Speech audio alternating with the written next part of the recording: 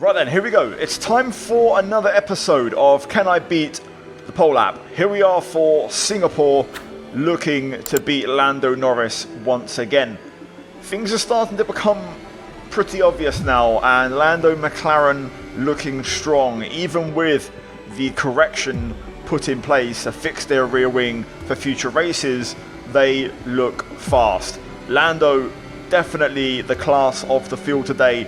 Even out qualifying, Piastri in the same car by quite a big margin. So kudos to Lando, brilliant lap in qualifying. A 1:29.525 is the time to beat in this episode, and comfortably quicker than his rivals Max Verstappen in this one. And of course Hamilton putting it in a very impressive third place. Ferrari nowhere to be seen in qualifying. They kind of fell away as the weekend went on and had a horrific Q3 with Sainz having that DNF, of course, at the very beginning of his first push lap, and Leclerc just not really putting a lap together that was good, and also had that taken away anyway. So a really good qualifying, and Lando definitely, though, showing the pace and being the class of the field in this one. So we're going to look to try and beat him here today, and hopefully we can achieve that. So let's get into it. As always, the mods, guys, from this video will be linked down below. We are using the VRC Formula Alpha with the special Singapore edition livery in this one. So let's get to it and let's begin today's episode. So default setup, all I've changed is brake bias, as this car is impossible to drive without it on these tyres. Turn 1, already there just struggling with any sort of front end response. Same goes for turn 3. Traction and not an issue as we head towards turn 4. Could have taken a bit more inside curb again there, lots of understeer, lots of wash, so having to wait to pick up the throttle as we head down the backstretch. Now then, brake just after the green panel for this one on these tyres. Third gear, easy on the curbs as you can bottom out. Now into this hairpin, second gear, just being patient. Now into this double left, easy with the wall there on the right as we saw Max get super close in qualifying. And now into this 90-degree left, which brings us into the Anderson Bridge chicane. Oh, lots of understeer there on the way through. Now hairpin, straighten out the brake zone and try to get the nose in. Back in there, just slipping a little bit on exit as we now head down towards the start of sector 3. Turn 14, I believe this is. Again, just having to wait to get the throttle as we open up DRS down the 4th new added DRS zone, which will be in use. And now that brings us into the final chicane. And now just 2 corners to go, all in one motion as we turn in to clip the inside curb. No, that's definitely not the way to go. DRS over the line, and it's a 1:34.3, so give or take just under 5 seconds away. So work to be done, but of course time to be found with this car. Now for this particular run, we do have quite a few adjustments on the car, and it already feels a lot better. A few purple mini sectors on the outlap. We are now running on the medium tyres. We've halved the fuel, put a whole load of more wing on, messed around with some differential settings, and we're going to run a bit more NG UK. Also, we know what kind of curbs to run, which ones to avoid, and we can now carry a bit more speed on this lap. So here we go, lap number 2. Braking a little bit earlier for turn 1, still getting a bit of understeer there as we, I'd say, just wash out of track limits, but we are going to go quicker than this, so we're not going to roll out and back out. We'll commit to this one anyway.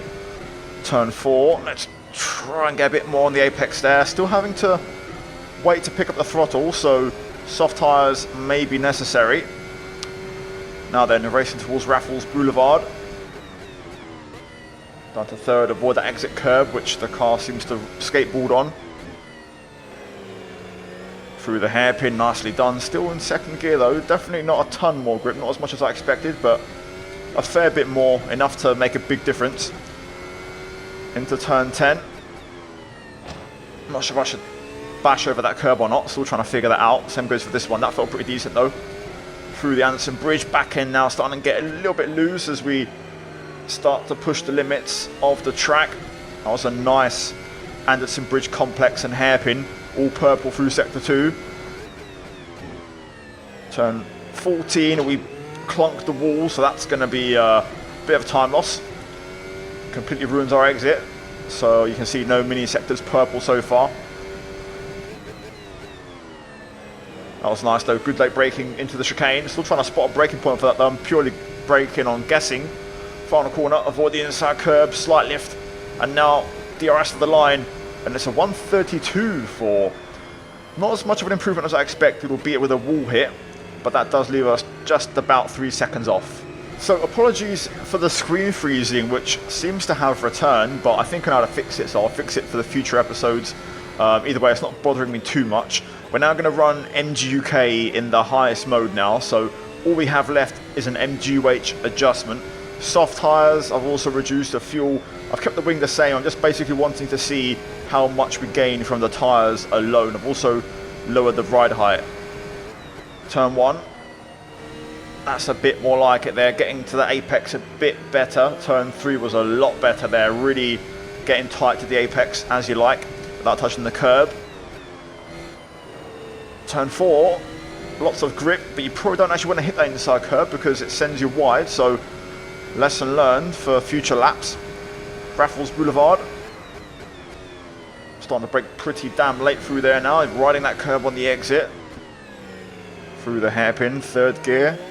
Back end trying to get away as we head into the double lefts. Avoid that curb on the inside as well there as we brush the wall. Now into T10. Let's maybe avoid the inside curb here.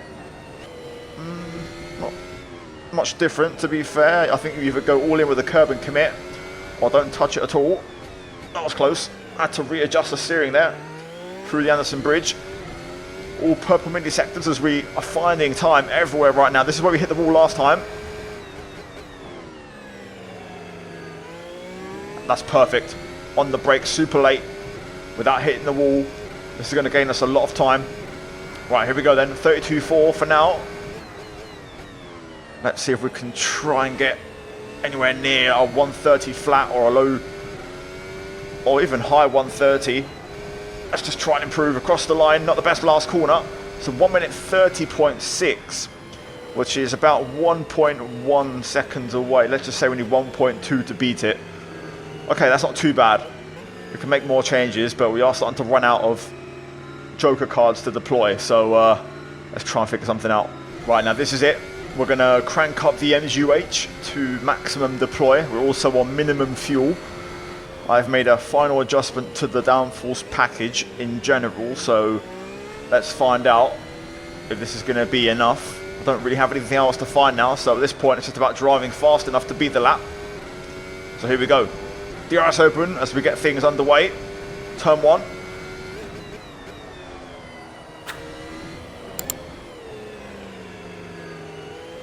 Quite a bit of understeer. Not too sure if I'm feeling that downforce package adjustment.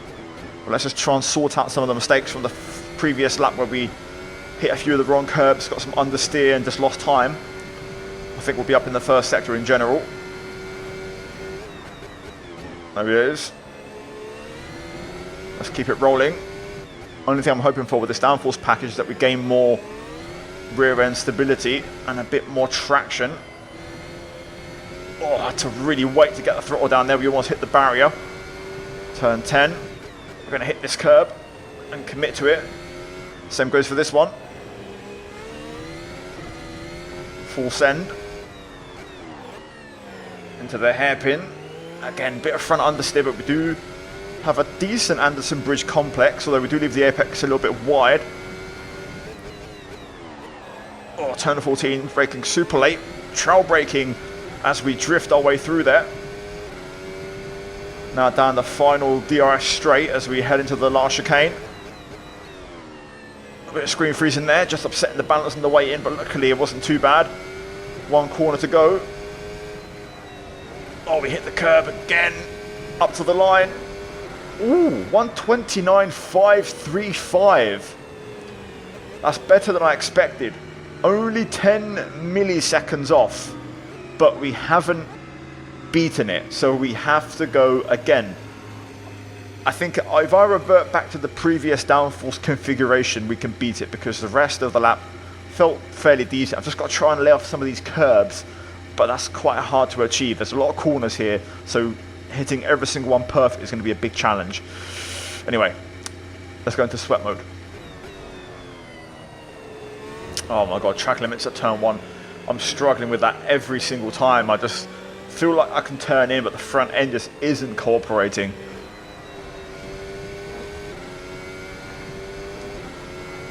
Ah, damn. 29.7 wasn't quicker. That last lap was actually not too bad, to be fair.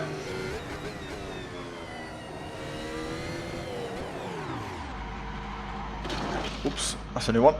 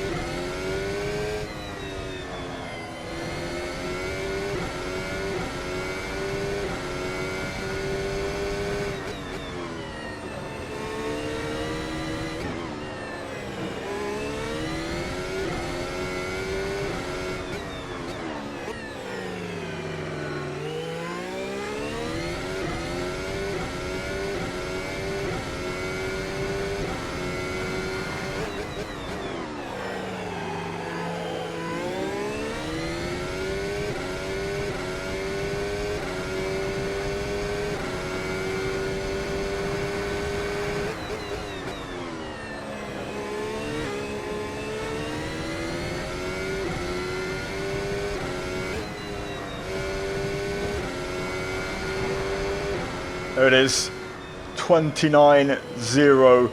It wasn't a perfect lap, but I feel like I'm struggling to hit a perfect lap. I've been trying and trying and trying. I hit the curb at turn 4 on the inside. It just sent me into the barrier, which was a slight mistake. And of course later on in the lap as well. But generally I'll take it. Decent enough. We had some very good parts. The middle sector was really good in that lap. So I'll take it. And we go on to the next one, guys. So job done with a 29.0.